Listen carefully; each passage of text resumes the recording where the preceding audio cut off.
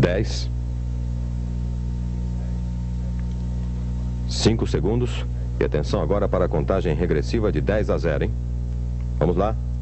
10, 9, 8, 7, meia dúzia, 5, 4, 3, 2, 1, 0.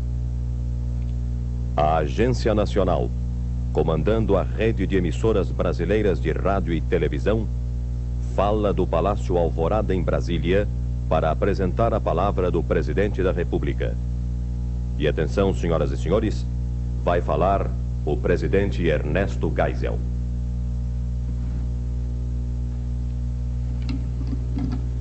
Brasileiros, ao findar-se o ano de 1974, em meio à tradicional e auspiciosa quadra natalina, não poderia deixar de me dirigir a todos os brasileiros com uma mensagem cálida de gratidão e de esperança. Gratidão pelo espírito de compreensão resignada e ação construtiva com que enfrentaram as inegáveis agruras deste ano difícil para o mundo todo. E esperança bem fundamentada, em que, vencidos já os problemas mais graves e reajustadas as distorções mais perigosas, 1975 marcará nova etapa promissora no rumo ascendente do país a seus altos destinos. Com 9 meses apenas de governo, não cabe fazer aqui uma prestação de contas. Antecipando a que, por prescrição legal, me cumpre apresentar o corpo legislativo no início de março próximo.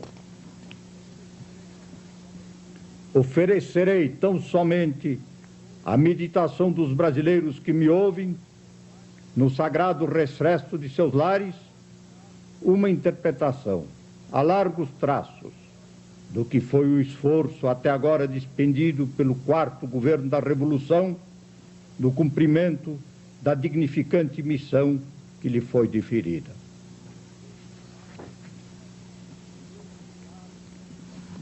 Desde meados de 1973, já se prenunciavam desanimadoras perspectivas para a conjuntura mundial em todos os quadrantes do globo.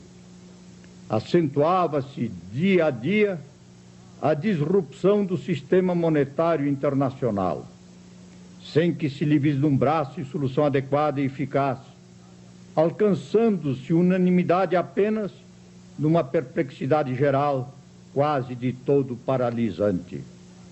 Os preços de matérias-primas e outros insumos essenciais, e sobretudo os do petróleo e seus inúmeros derivados, começaram a disparar, jogando para o alto as curvas de custo dos produtos intermediários e finais. Seguiu-se a crescente falta de liquidez no mercado internacional de capitais, asfixiando novos investimentos projetados e retardando os cronogramas de muitas unidades de produção em vias de implementação. O comércio entre nações desativou-se celeremente, tolhidos ademais por insólitos obstáculos artificiais de uma nova onda protecionista, praticada até pelas nações de tradição mais liberal, todas as voltas com angustiantes problemas em seus deficitários balanços de pagamentos. A inflação em recrudescimento, desafiando a engenhosidade dos economistas, acoplou-se à recessão econômica e ao espectro do desemprego contagiante, para compor esse fenômeno singular e quase paradoxal de generalizada estagnação com inflação. Tudo isso, e mais as tensões sociais que se acumularam em consequência, num clima já de si propício aos surtos de violência irresponsável que se propagara pelas mais diversas regiões, desdobraram-se numa crise de confiança no futuro, a qual chegou a abalar a própria estrutura de nações mais estáveis, pela descrença na sabedoria e honestidade de propósitos de seus governantes, quando não no seu próprio sistema de governo, antes reputado modelar. Enquanto isso, o Brasil, por longos meses, se mantinha imune às pressões de toda ordem que lhe advinham de fora, através tanto das trocas comerciais como dos contactos políticos e sociais, e progredia a taxas excepcionais de crescimento econômico, escudado num otimismo sem dúvida sadio e na crença inabalável no futuro desta nação que despertava para o seu destino de grande potência. Ante o reconhecido agravamento da conjuntura, entendeu o meu governo, e foi decisão muito meditada e conscientemente amadurecida nos prolongados estudos de situação a que procedeu, que se impunha, desde logo, dar ao país um salutar tratamento no sentido de reajustá-lo com a realidade internacional. Por mais doloroso que viesse a ser, isso seria preferível a que se mantivesse superaquecida a nossa economia, a qual, mais dia menos dia, teria de adaptar-se, e tanto mais brusca e depressiva quanto mais tardiamente, às realidades de uma conjuntura mundial em rápida deterioração, segundo dimensões imprevisíveis. Contou-se, para tanto, com as virtudes inatas do povo brasileiro: compreensivo, tranquilo e bom, capaz de resistir rudes golpes e suportar sacrifícios prolongados com galhardia e ânimo forte. E não nos enganamos. De fato, os 6 primeiros meses deste governo tiveram como tônica o combate persistente e decidido a uma inflação, que de março para abril fez o índice geral de preços ultrapassar o crescimento alarmante de 5%. A inflação própria, gerada no país, somou-se inevitavelmente larga dose de inflação importada através dos preços assustadoramente crescentes de produtos adquiridos no exterior. Necessários, entretanto, não só a investimentos inadiáveis, mas principalmente ao próprio dinamismo de nosso parque industrial, ameaçado de grande ociosidade, e até mesmo ao consumo direto de bens insubstituíveis. Já por volta de setembro, a inflação, ainda da ordem de 1,7% ao mês, tornou-se tolerável. E o que mais importa, desde então está sob um suficiente grau de controle que permite mantê-la mais ou menos estabilizada. Assim, chegamos a dezembro com um índice inferior a 34% ao ano. Se considerarmos que nos Estados Unidos da América e da Europa, exceção feita da Alemanha, as taxas anuais de inflação, dependendo do país e do tipo de indicador adotado, situar-se-ão entre 15% e 25%, e que no Japão se elevarão a 30% ou 35%, concluiremos que atingimos posição bastante satisfatória, principalmente porque o mecanismo compensatório da correção monetária assegura entre nós elevada capacidade de absorção pela economia de índices bem mais elevados de inflação do que nos demais países. Tanto assim que, convivendo com aquele elevado nível de inflação, conseguimos expandir nosso produto interno bruto em 1974 a taxa de cerca de 10%, enquanto países do mundo desenvolvido apresentam índices de crescimento irrisórios, quando não se mantiveram estagnados, e na sua generalidade com elevados contingentes de trabalhadores desempregados.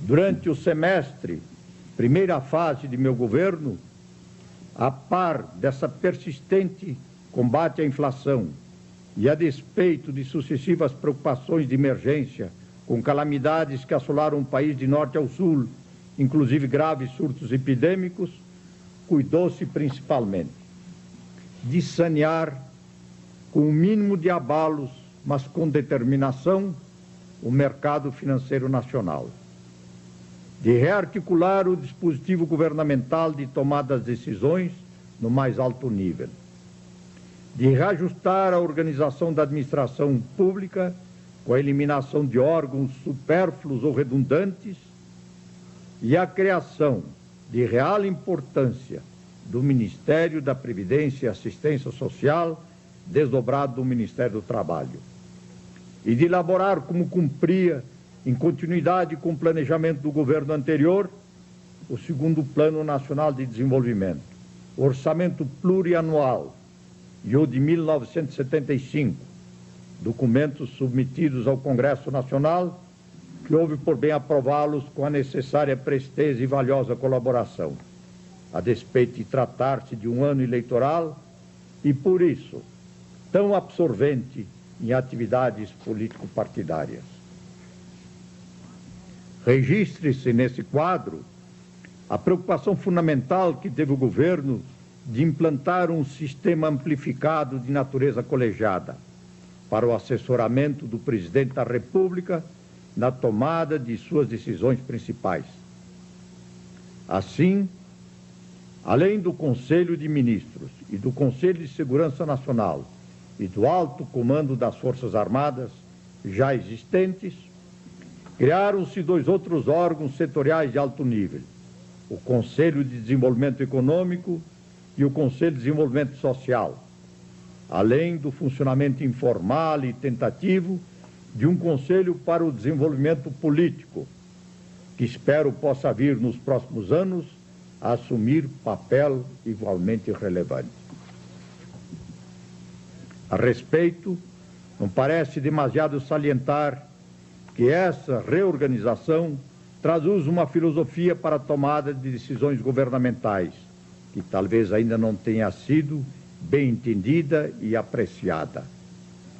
É que tais conselhos, órgãos criados para o livre debate dos problemas setoriais que interessam a vários ministérios afins, asseguram um processo de discussão inteiramente arejada, a devida consideração dos diversos ângulos sob os quais cada problema exige análise e avaliação.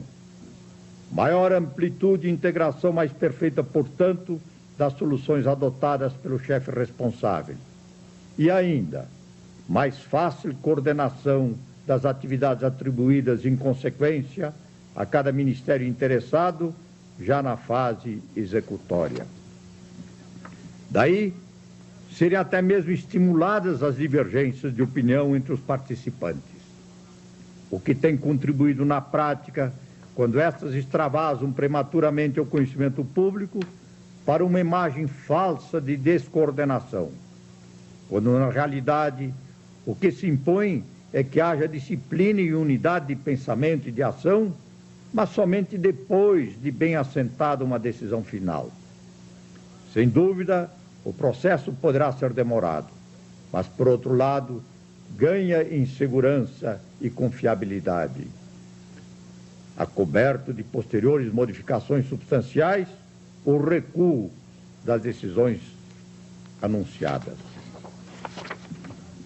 Ao mesmo tempo, abre-se maior número de canais de comunicação entre o centro de decisões e a periferia, os quais poderão ser aproveitados pelas partes interessadas para que apresentem pontos de vista e sugestões, uma vez que problemas de maior amplitude, submetidos a qualquer um dos ministérios participantes, acabarão por atingir a mesa colegiada dos debates.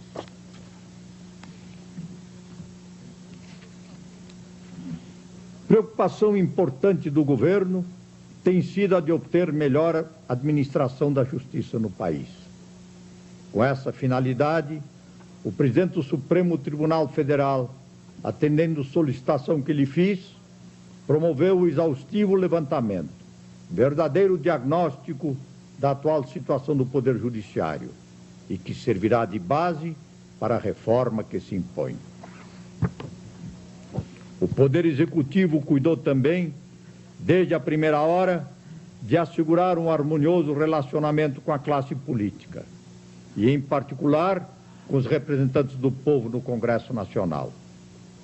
E isso, a despeito da atuação que dele exigia, sobretudo na primeira fase do exercício do poder, a preocupante conjuntura econômico-financeira, tanto no âmbito interno como no amplo panorama internacional, tão pleno de obstáculos, restrições e de novas e ameaçadoras turbulências.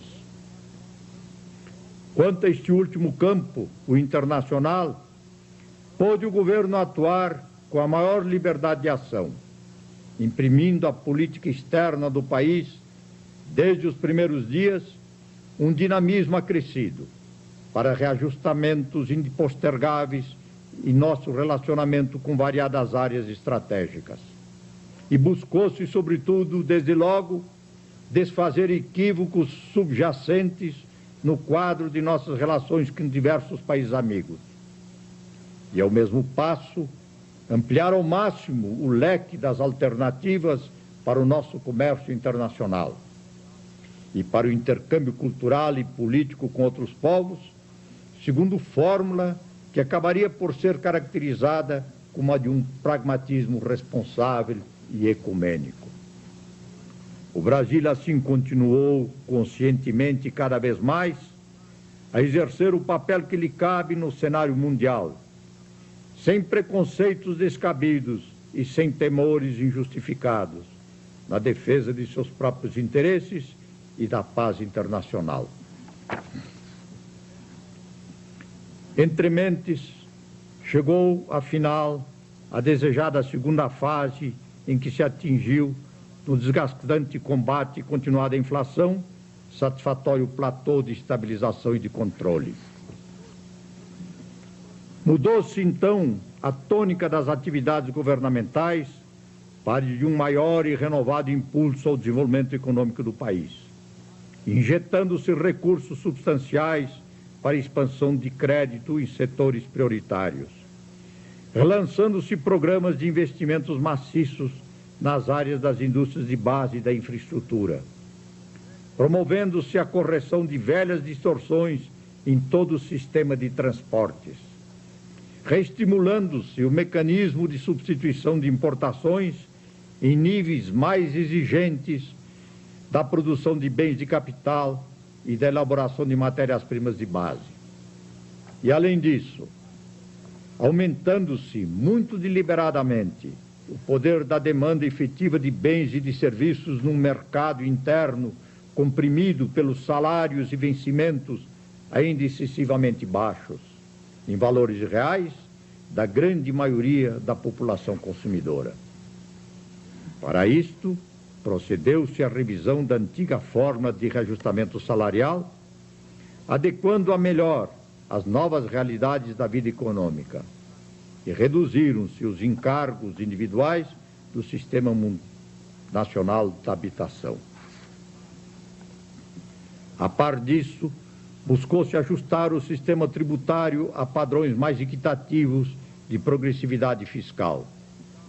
E a atenção muito especial passou a ser consagrada, em particular, ao quadro já então crítico do nosso balanço de pagamentos, restringindo-se ao máximo a pauta das importações, com bloqueio à entrada de bens suntuários ou de produtos quaisquer que encontrem sucedâneo no mercado produtor do país, e aumentando-se a agressividade na colocação no exterior de nossos produtos, com o que conseguimos elevar o valor das exportações em 1974 de cerca de 25% sobre a marca atingida no ano anterior. Procedeu-se desta forma, completando a execução do primeiro Plano Nacional de Desenvolvimento, a uma etapa de transição para a implantação, a partir de 1975, do segundo plano, no qual vem claramente enunciada e traduzida, com apoio em recursos que montam a 760 bilhões de cruzeiros, a preocupação dominante quanto ao desenvolvimento social. Educação do povo, saneamento básico, saúde pública, transporte de massas nas grandes metrópoles, habitação popular. E, ao mesmo tempo, quanto à mobilização efetiva do enorme potencial do mercado brasileiro, para colocar-nos a coberto de perigosas flutuações bruscas ou deterioração mais continuada no fluxo do comércio internacional. Objetivou-se, de outro lado, através do segundo plano, dar continuidade às iniciativas já examinadas pelo Conselho do Desenvolvimento Social nas áreas do trabalho e da previdência e assistência social, em particular a mulher e a criança, de proteção mais atenta e eficaz ao trabalhador das cidades e do campo contra os perigos dos acidentes, da doença, do desemprego, da velhice, da falta de teto, da miséria econômica e orgânica.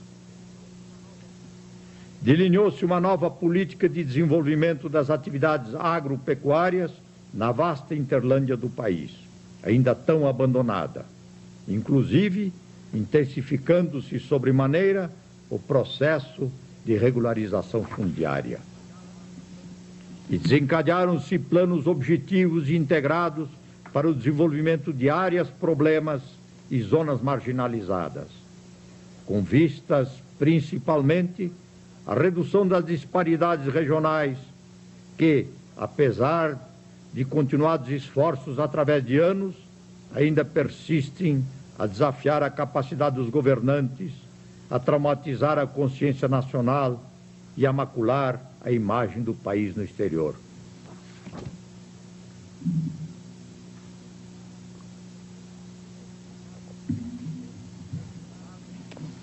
Nesse quadro, realizaram-se a 15 de novembro as eleições de senadores, deputados federais e estaduais, num ambiente de perfeita ordem e ampla liberdade.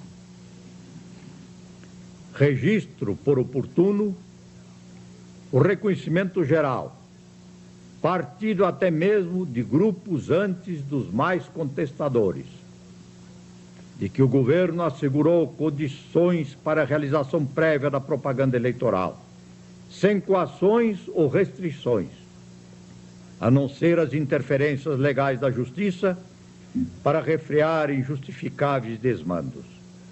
E também garantiu maior respeito à decisão de cada cidadão no recesso da cabine eleitoral, ao escolher seus candidatos, liberto da influência corruptora do poderio econômico e das pressões arbitrárias do autoritarismo.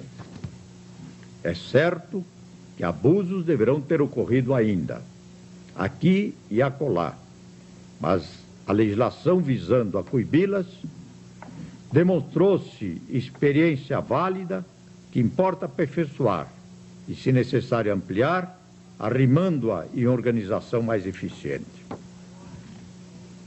Maior é, no entanto, a satisfação que colho desta importante prova a que se submeteram o governo da Revolução, os partidos e o povo em geral, ao ver que este acreditou nas intenções proclamadas e na palavra de seu presidente, votando sem o medo que abastar do voto, nem o ódio que o rebaixa a níveis mesquinhos de irracionalidade.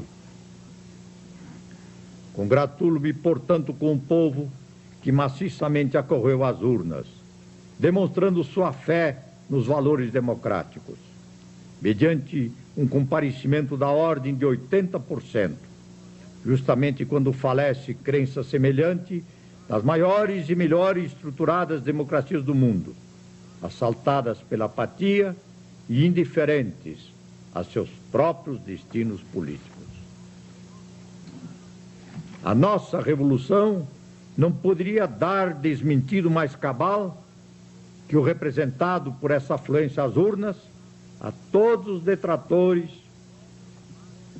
daqui de além-mar que exprovam e distorcem a imagem dessa nossa árdua e autêntica tarefa de revitalização dos mais profundos anseios democráticos que nos inspiram e impulsionam, através de acertos e, sem dúvidas, de erros também, numa escalada penosa, mas incessante, a níveis cada vez mais elevados de desenvolvimento econômico, social e político.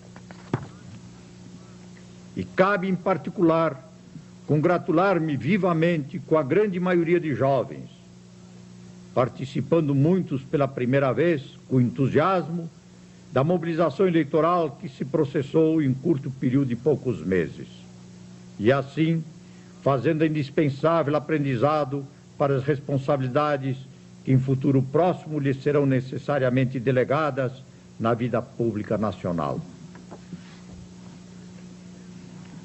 Ressentimentos, e não há razão para cultivá-los, não me tolhem, nem sinto simples constrangimento, que até seria compreensível, ao registrar que o movimento democrático brasileiro, partido da oposição, alcançou substancial avanço na autenticidade de sua crescida expressão política. Tanto mais porque soube fazê-lo com comedimento e autodisciplinando-se, no abandono de uma inepta e já superada postura contestatória. E voltado agora, como antevejo, para um futuro de maior responsabilidade compartilhada, na tarefa de construção perene da grande nação que nosso povo merece. Livre, poderosa, dinâmica e rica, praticando o civismo democrático na plenitude da justiça social.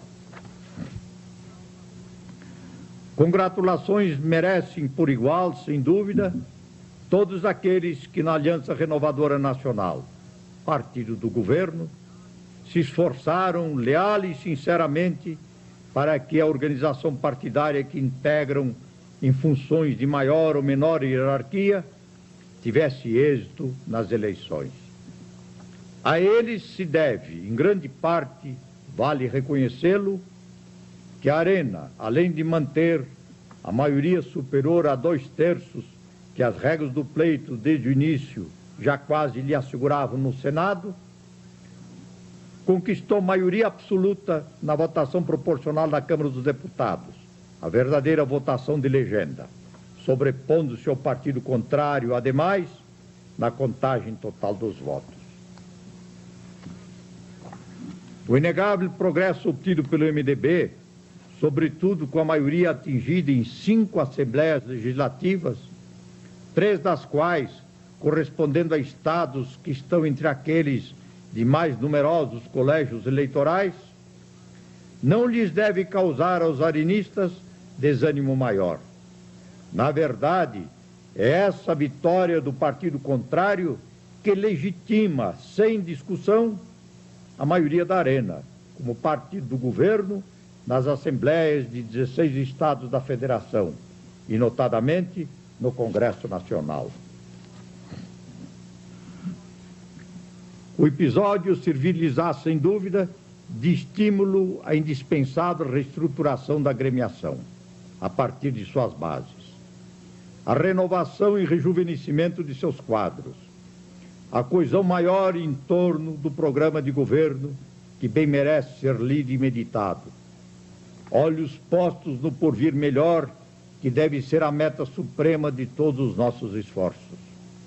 Conscientes como estamos das dificuldades da hora presente, neste grande e promissor país, que, contudo, não se pode manter a salvo das inopinadas tempestades que lá fora abalam as mais sólidas estruturas econômicas e políticas. Acresce mencionar, para melhor entendimento da realidade dos fatos, que a Arena aparentemente se beneficiou, e talvez mais correto seria dizer que se desgastou, com largo período de confortável, mas emolente posição majoritária. As consequências estão agora à vista. Sirva isso de alerta, sobretudo aos poucos que sonham ou possam sonhar com a estrutura antidemocrática, supostamente monolítica, do Partido Único. Este é inviável em qualquer ambiente, a não ser pela coação, ostensiva ou disfarçada, que impeça ou contenha a inevitável luta de facções. Na arena, partido que se comportou como partido único, sem que na realidade o fosse, as dissensões internas sobrepor-se-iam aos objetivos maiores do conjunto, ensejando afirmações mais positivas do partido contrário. Que este contato inesperado com a realidade lhes sirva aos homens do partido e sirva também ao governo, como sirva a própria oposição, inegavelmente surpreendida que foi por igual com os resultados alcançados, para a meditação e análise fria e objetiva desta mesma realidade dinâmica do universo social e político do Brasil de hoje. Ela deve ser efetivamente fonte de inspiração genuína e única moldura autêntica para nossos esforços, se é que desejamos conscientemente fazer desta nação um paradigma da democracia em que todos nós cremos e que de fato almejamos. Que o partido único é uma contrafação, creio estar evidenciado com clareza meridiana. E, pois, nem vejo por que levantar bandeiras de união nacional. Se é certo que unicamente através do jogo democrático, leal entre os partidos, pode a própria democracia brotar e vicejar e fortalecer-se.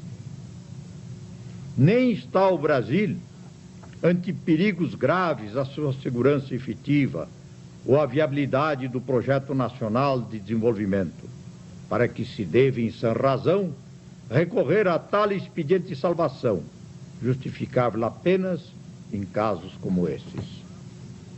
Por outro lado, vale deduzir-se da lição de ciência política que aí está à vista de todos que têm olhos de ver, mesmo dos mais descrentes, que o bipartidarismo é também viável nesse país como em tantos outros. Embora tenha surgido com organizações artificiais na origem, criadas ao calor de crises profundas e sem raízes em passado mais remoto. O teste irrefutável destas eleições, em que houve abstenção mínima e parcela reduzida de votos em branco, num eleitorado de algumas dezenas de milhões, disperso por imensa base física, ainda de todo não entrecortada de estradas, mostrou que os dois partidos existentes, apesar de todos os pesares, puderam servir afinal de desaguadouro por onde se canalizaram as múltiplas aspirações e os mais variados protestos de uma população extremamente diversificada e esparsa. Um quarto partido, para não falar na comprovada atomização resultante de um espectro mais amplo, poderiam debilitar os partidos que temos, descaracterizando-os ainda mais e tolhendo-lhes talvez quase ao nascedouro ainda as reais perspectivas que ora se lhes oferecem de se afirmarem e legitimarem. Certo estou de que não devemos assodar-nos reeditando experiências dantes frustradas. O que se impõe ao contrário é ter fé, é ter confiança em que a estrutura atual pode ser melhorada e atingir ao cabo patamar satisfatório de operacionalidade num quadro genuinamente democrático. Para isso, precisamos admitir conscientemente que o sistema a que aderimos só virá a demonstrar suas reais e superiores potencialidades se tivermos persistência coerente em sua implementação e no seu paulatino e constante aperfeiçoamento. Nesse sistema não há lugar, nem deverá haver, para irresponsáveis atitudes de pura contestação às próprias regras do jogo democrático. Valer-se das franquias democráticas para destruí-las na primeira oportunidade que se lhes apresente é tática sediça, tantas vezes denunciada, mas nem por isso menos eficiente nas conjunturas a ela propícias de apatia, de insegurança ou de medo quanto ao futuro, de que se tem valido sempre os eternos inimigos da democracia, para solapá-la aos poucos e, ao fim, liquidá-la. Ao governo, cabe-lhe velar para que isso não ocorra. E, pois, os instrumentos de sessão que lhe foram deferidos à sua instauração, não os relegarei de forma alguma. Antes, estou disposto a acioná-los sempre, quando isso venha a impor-se para garantir a marcha que já empreendemos para o desenvolvimento político, eficaz e sadio de nosso país.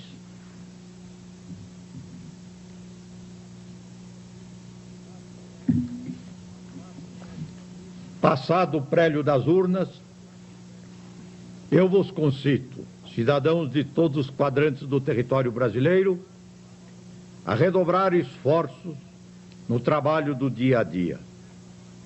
Prosseguiremos incansáveis na implementação efetiva do segundo Plano Nacional de Desenvolvimento, inspirados no princípio que desde a primeira hora assim defini. O homem brasileiro, sem distinção de classe, raça ou região onde viva e trabalhe, é objeto supremo de todo o planejamento nacional. O ano de 1975 encontra-nos bem melhor aparelhados para enfrentar as dificuldades de origem, sobretudo exterior, que ainda continuarão a nos assaltar. A inflação está controlada. As distorções mais sérias foram corrigidas. Não há desemprego. Prenunciam-se boas safras de norte a sul. A indústria continua em expansão. E tanto nesse setor como na agropecuária e no comércio, a empresa privada conta com decidido e vigilante apoio do governo. Novas e importantes reservas minerais, ferro, manganês, zinco, bauxita, caulim, lignite e particularmente fosfatos, estão sendo descobertas em larga escala e presentemente em fase de avaliação para que em curto prazo venham a ser exploradas. Excessos de importações, muitos deles de fundo especulativo, acumularam estoques vultosos de muitos produtos que agora e necessariamente terão de ser entregues ao consumo, aliviando substancialmente nosso balanço de comercial. O Brasil afirma-se assim, mais no confronto mundial, como um oásis de tranquilidade e de ordem, de estabilidade política e de generosas e multiformes oportunidades de investimento. Por isso, e apesar da quase generalizada iliquidez internacional, continuará o afluxo de capitais, tanto de empréstimo como de risco, graças também a novas alternativas que se entreabrem, cheias de potencialidade. A recente descoberta de promissoras jazidas de petróleo na plataforma nordestina e, principalmente, ao largo da costa de Campos, no novo estado do Rio de Janeiro, coroando longo período de exaustivas pesquisas da Petrobras, amplia-nos desde logo a credibilidade nos círculos financeiros internacionais. E o que é mais importante, abre-nos a perspectiva segura, daqui a poucos anos de trabalhos intensivos de avaliação e desenvolvimento, de ampliar expressivamente a produção nacional de petróleo, sendo possível admitir-se mesmo que há perspectivas reais de que venhamos a alcançar, com essa produção, níveis de autossuficiência no setor estratégico da energia, complementando as disponibilidades de recursos hidrelétricos, carboníferos e nucleares, todos objeto de amplas e acelerados programas de exploração. Brasil, hoje em busca ainda dos seus altos destinos, será proximamente um país diferente, decolando em segurança para o plano das nações mais desenvolvidas. Esse é o Brasil que estamos construindo com redobrados esforços e os ásperos sacrifícios de hoje e de amanhã.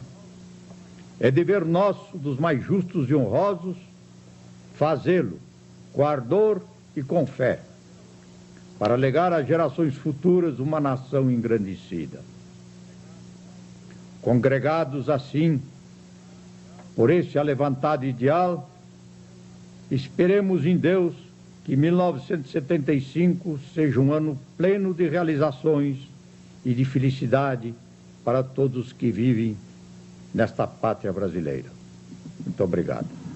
Senhoras e senhores, a Agência Nacional falou do Palácio Alvorada em Brasília, apresentando a palavra do presidente da República, Ernesto Geisel.